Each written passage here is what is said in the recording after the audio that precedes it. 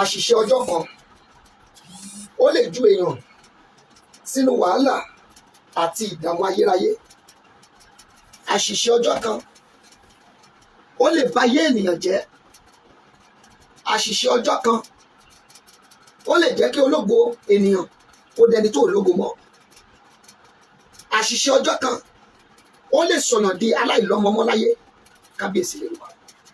Àṣìṣe ọjọ́ kan ó lè jẹ́ kí ènìyàn pàdánù ọkọ tirẹ̀ tí wọn ò dẹ̀ ní pàdé wọn títí láéláé. Àṣìṣe ọjọ́ kan ó lè sọ ọ̀gá di ọmọ ọ̀dọ̀ títí ayérayé.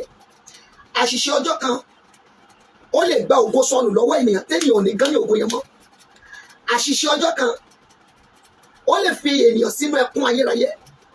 Àṣìṣe ọjọ́ kan ó lè ba ayé ènìyàn jẹ́, ó lè ba ayé ọmọ ènìyàn jẹ́, ó lè ba ayé ọkọ ènìyàn jẹ́, ó lè ba ayé aya ènìyàn jẹ́. Kí ló ń tẹ́ fi ń ṣe léyìí? Àṣìṣe ọjọ́ kan, a day mistake. Ẹ jẹ́ mọ̀ pé ọ̀pọ̀lọpọ̀ ìṣòro tí a ń gbé lọ sí ọ̀dọ̀ àwọn àfáà, tá a ń gbé lọ sọ́dọ̀ àwọn babaláwo, tá a ń gbé lọ sọ́dọ̀ àwọn wòlíì, tá a ń gbé lọ sọ́dọ̀ àwọn evangelist, tá a ń gbé lọ sọ́dọ̀ dókítà wa gan, àwọn dókítà, àṣìṣe ọjọ́ kan ló fà ó.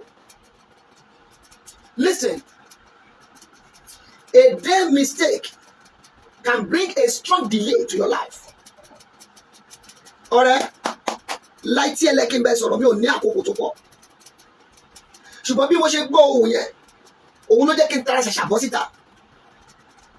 Àṣìṣe ọjọ́ kan, wọ́n ní kó má jẹ́lá, oníṣẹ́ yìí ti máa jẹ lẹ́yìn náà ló máa jẹ́ kọ́nà mi dàrú. My dear, ó lè jẹ́ kọ́nà ẹ̀ dàrú. Èyí kì í ṣe èpè. Tá a bá ń sọ̀rọ̀ ẹlòmíràn ní ẹ má ṣe èpè, kì í ṣe èpè. We are speaking the truth. Àṣìṣe ọjọ́ kan, wọ́n ní má jẹja àrọ̀, ó ní kí ló wà ní ẹja àrọ̀. Òtẹ́ mi máa láìkì jùmọ̀ nìyẹn o, ẹ bá mi gbórí ẹja yẹn sí wá jẹ́. Ẹja ò ní ní kó má jẹ o. Wàhálà tó fẹ́ dé bá ẹlẹ́yìn ẹ̀gán kò ní sọ pé kó má ṣe. Ṣùgbọ́n ṣé kò sì rí wípé a kì í ṣe bẹ́ẹ̀.